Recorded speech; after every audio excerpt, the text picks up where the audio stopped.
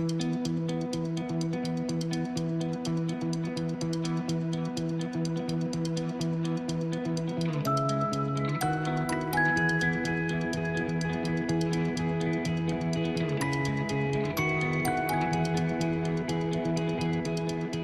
right, this is lesson 8.9 for Algebra 1, direct variation. A direct variation is a function defined by an equation of the form y equals kx, where k is a non-zero constant. You can say that y varies directly as x. So y varies directly as x. This number k is called the constant of variation. It shows that there's a constant relationship between x and y. There are lots of things in the world that vary directly that you're already familiar with.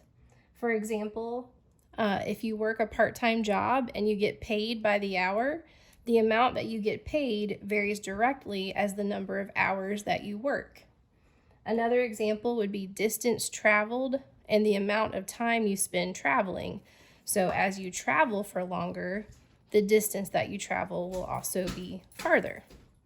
Another example would be the amount of chlorine that you would put in a pool. If you have a large pool, you're going to use a lot of chlorine. If you have a smaller pool, you would use less chlorine. So those are all examples of things that vary directly with each other. We're going to solve some problems where you figure out what the constant of variation is, and then you use that constant of variation to solve for some unknown values. So for our first example, given that y varies directly as x, so we'll go ahead and add that to our notes. Given that y varies directly as x, and that y equals 12 when x equals 48. And that y equals 12 when x equals 48. Find the following.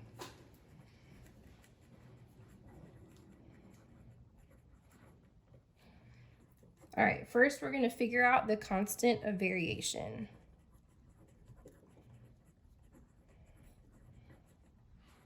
So remember, the constant of variation is that k value. First, we're going to figure out the k value. Once we know the k value, we can figure out any x or y that we want that still holds to that same relation. So given that y varies directly as x, whenever you read that or hear that, the first thing I want you to do is write out the equation. Given that y varies directly as x, write it out. Then you go back and read, what do you know? We know that y is 12 when x is 48. So we're going to plug in 12 in place of the y, and we're going to plug in 48 in place of the x. So now we have 12 equals k times 48. We want to solve for k. Right now, this is a multiplication operation, k times 48. If we're going to solve for k, we're going to use the inverse operation, so we're going to divide both sides by 48. So I have 12 over 48. And then over here, I've got k times 48 divided by 48. So we know those are going to cancel. Over here, 12 and 48 are both divisible by 12. So if I reduce those by 12, I have 1/4 equals k. So I've answered the first part of the question. The constant of variation, the k value, is 1/4.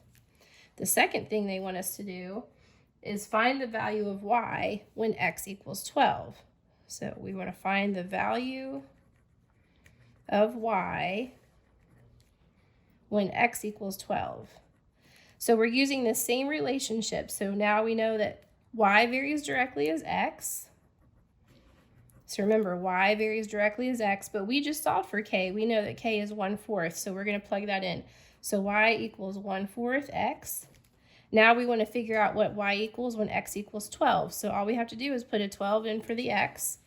So y equals 1/4 times 12.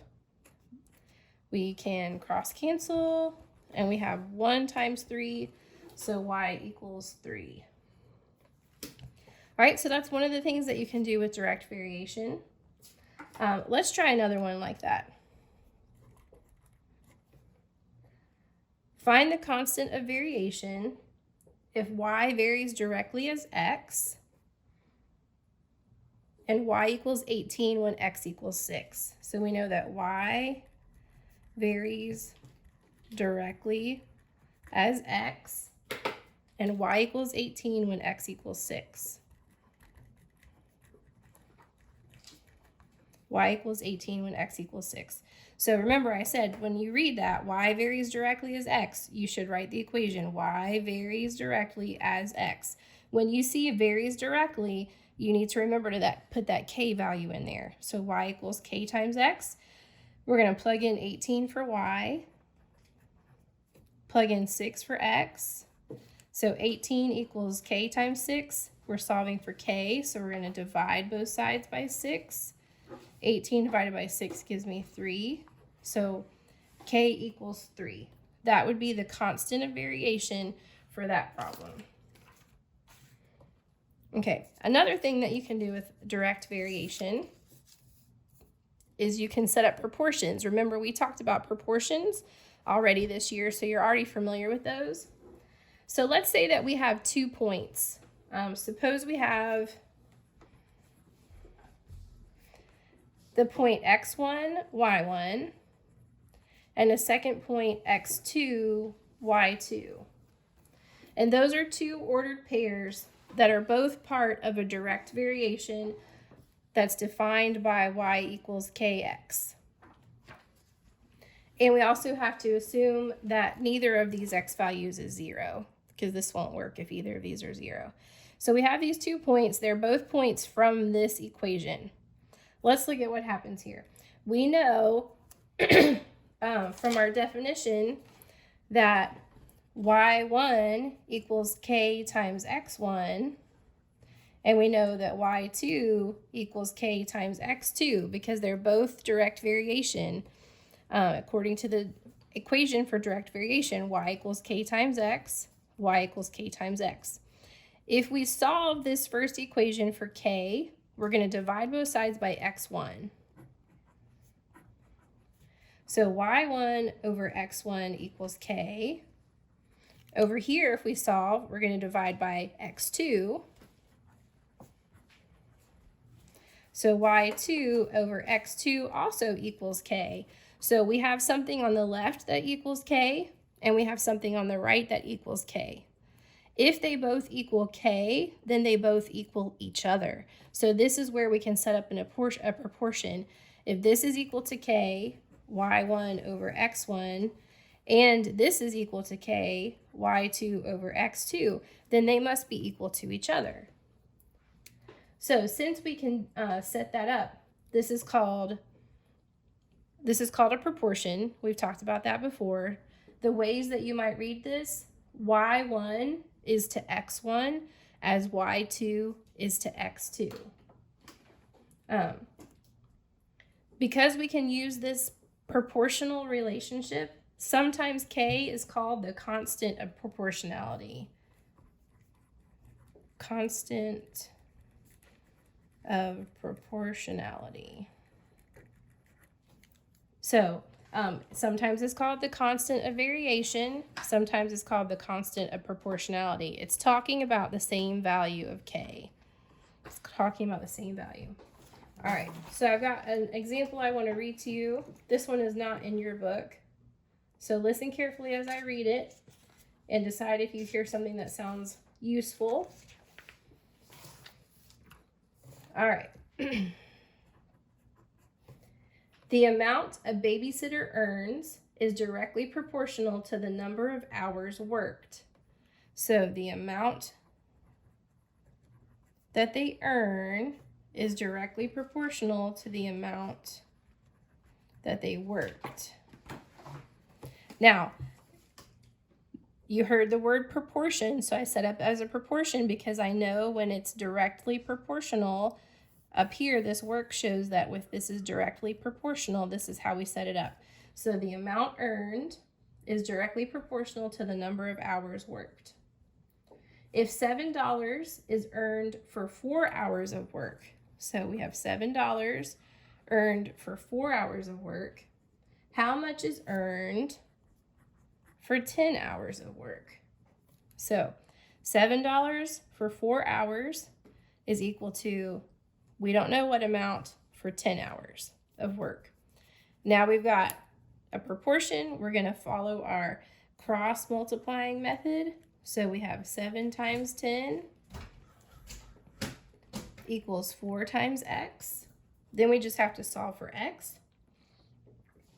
7 times 10 gives us 70. 70 equals 4x. We're going to divide both sides by 4. 70 divided by 4, x equals 17.5. But remember, we were talking about money here. So this is going to be $17.50 for 10 hours of work. All right, I have one more for you. This is from your book on page 394, number 17. For this one, we're not going to solve it, but it says, for each direct variation described, write a formula and then write a proportion. So we're going to write a formula and then we're going to write a proportion. All right. The length L of the shadow of a tree at any moment varies directly with the height h of the tree.